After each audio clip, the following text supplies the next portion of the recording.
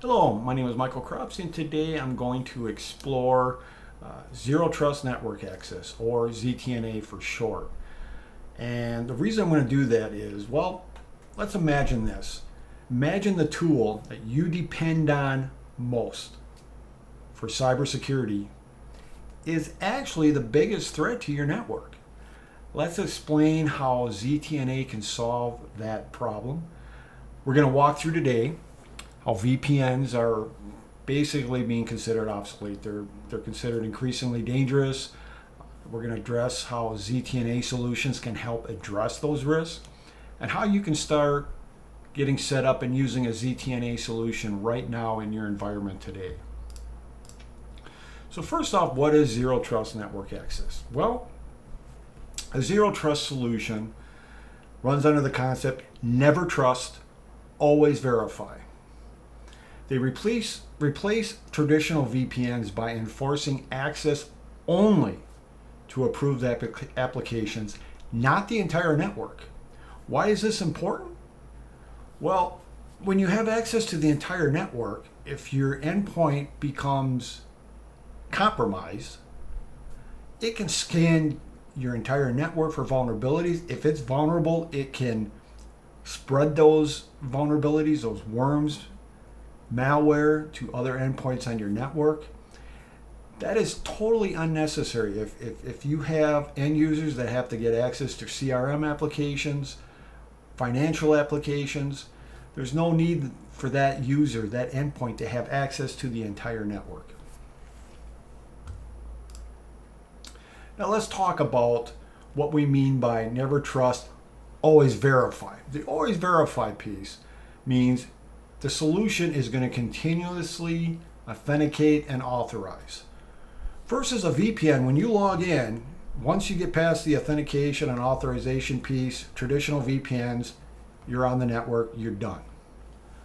If there is any requirements, such as having antivirus enabled, the user could just simply disable it after they log in, which we all know if users have a BYOD device, one of the big things you see is they disable the things like Windows Defender just because they feel it slows it down. Sometimes it gets in the way of their work. A lot of users just don't like it.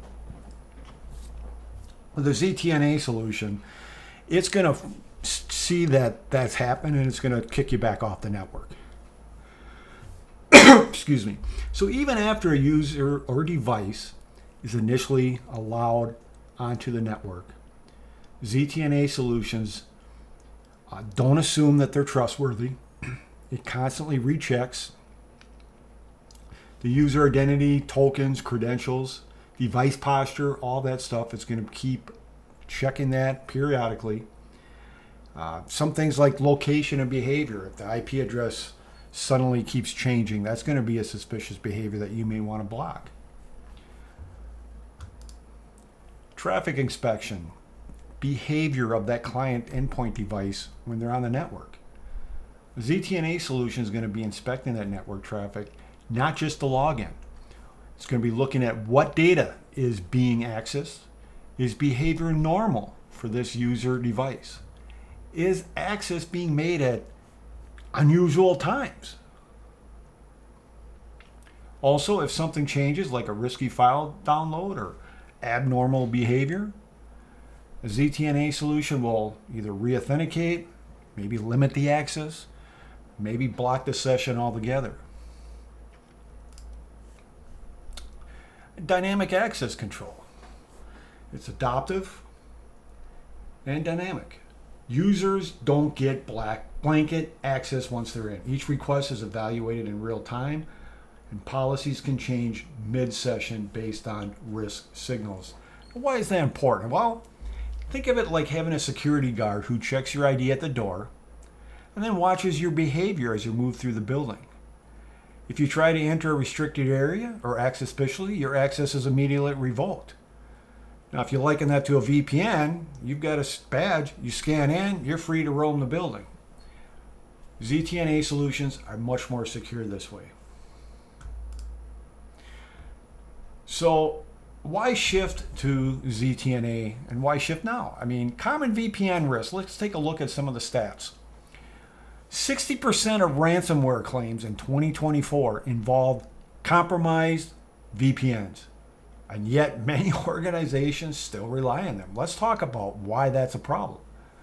Let's talk about a couple more stats. 2/3 of ransomware attack entry points were traced to VPNs. 56% of organizations experienced one or more VPN-related cyber attacks in 2024.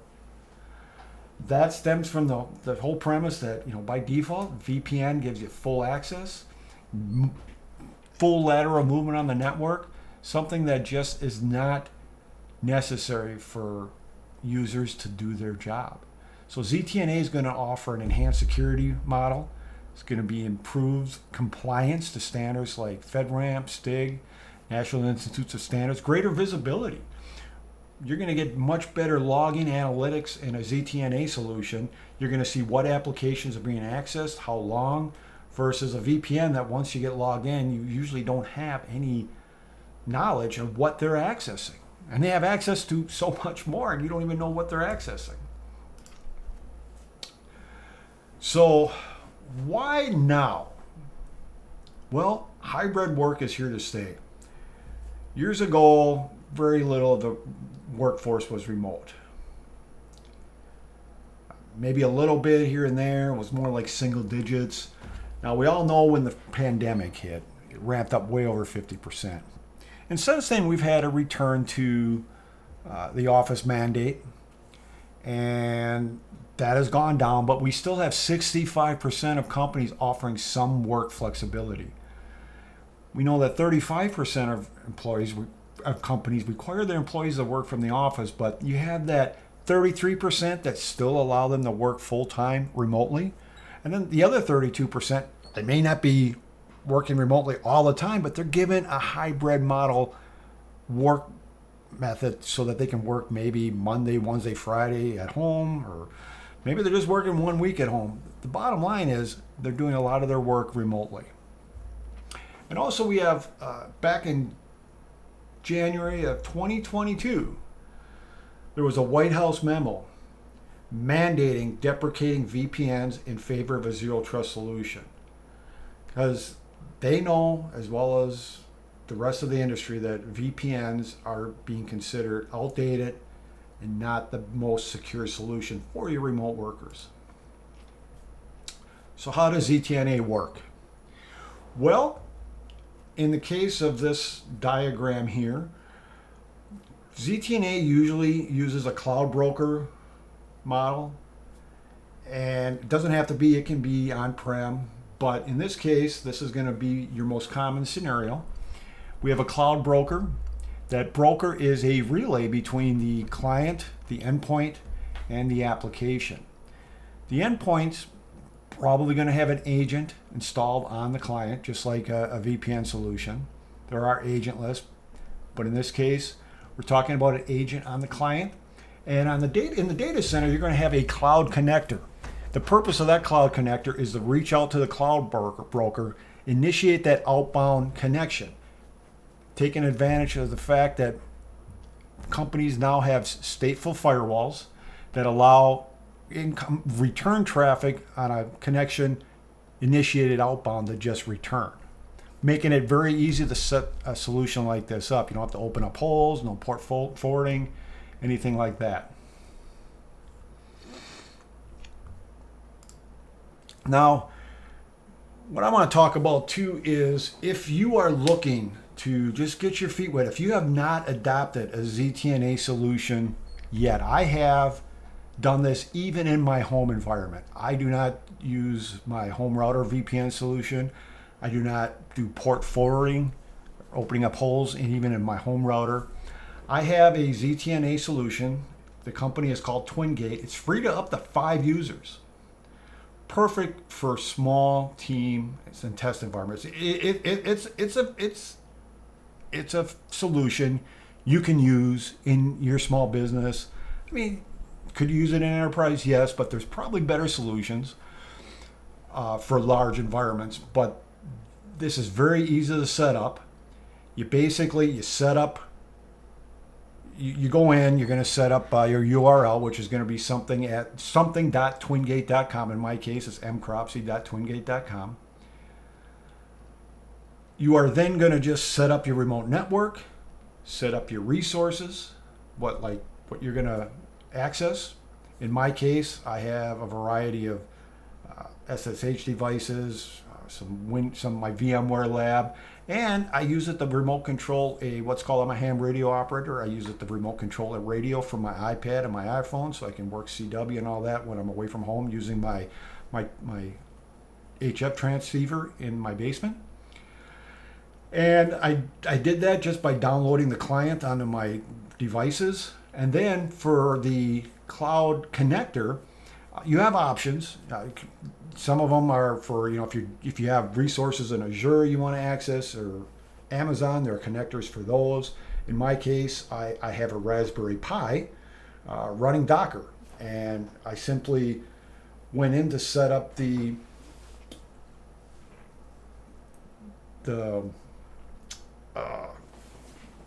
keys. You just hit click key and it sets up all the private keys and the security. It's basically a token. That's the word I'm looking for. Excuse me. Sets up the security token, and it gives you a command line to run on the Raspberry Pi. You copy paste, and now you have a ZTNA solution at home. It initiates the connection to the cloud broker. Very easy to set up.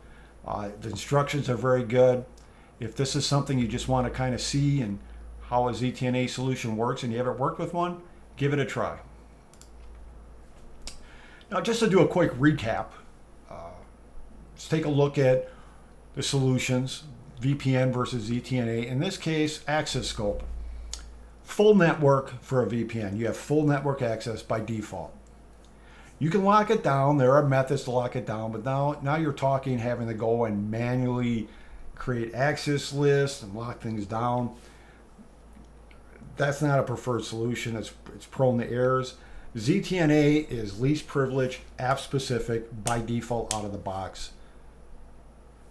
Security posture. Well, for a VPN, it's going to be static. You're going to log in and you're assumed trusted, and away you go. The ZTNA is going to be dynamic. It's going to be continuously verifying things like, is your IP address changing? We talked about that earlier. Looking for suspicious behavior. Compliance. Well, with compliance, you're compliant out of the box with ZTNA. A lot of government institutions, standards, STIG, which is a set of lockdown procedures for the Department of Defense, FedRAMP, cloud standards from the government. Lateral movement is a high risk in a VPN. We discussed that. You have a laptop that's compromised, you log on to a traditional VPN and it's got access to your network. It can compromise your entire network. ZTNA, that's going to be prevented by design. Visibility, minimal login of VPN solutions. Again, ZTNA solutions are going to give you real-time logging, audit trails, analytics, allow you to see what apps are being used and when, what time. So how do you get started? Well, I would exhort that the Twingate solution I talked about earlier, that's a good way to get started for your home or test environment. You can also look at some of these vendors. All these vendors have, I'm sure their sales engineers, their people would be glad to help you set up a pilot and test out the solution, depending on what you're using for a perimeter firewall. If it's Cisco, they have a great solution. Palo Alto, Fortinet, and Zscaler is one of the pioneers in the whole ZTNA access solution. They have a cloud solution that's ready to go. I'm sure they'd be glad to give you a pilot or help you test it out. Cloudflare as well. These solutions will scale. They'll let you remote access not only your on-prem apps, your edge apps, but also your SaaS apps. Now here I'm including some additional resources, and I will post this on my YouTube site so that you can download. These resources include some of the statistics I quoted earlier, and also have a lot more information than what I've just covered in here today. So just in closing, ZTNA is I mean, we can say it's the future, but it's not really the future. It's now. It's the secure access model that you should be looking at. If you haven't started looking at it, you should look at it right now. We mentioned compliance.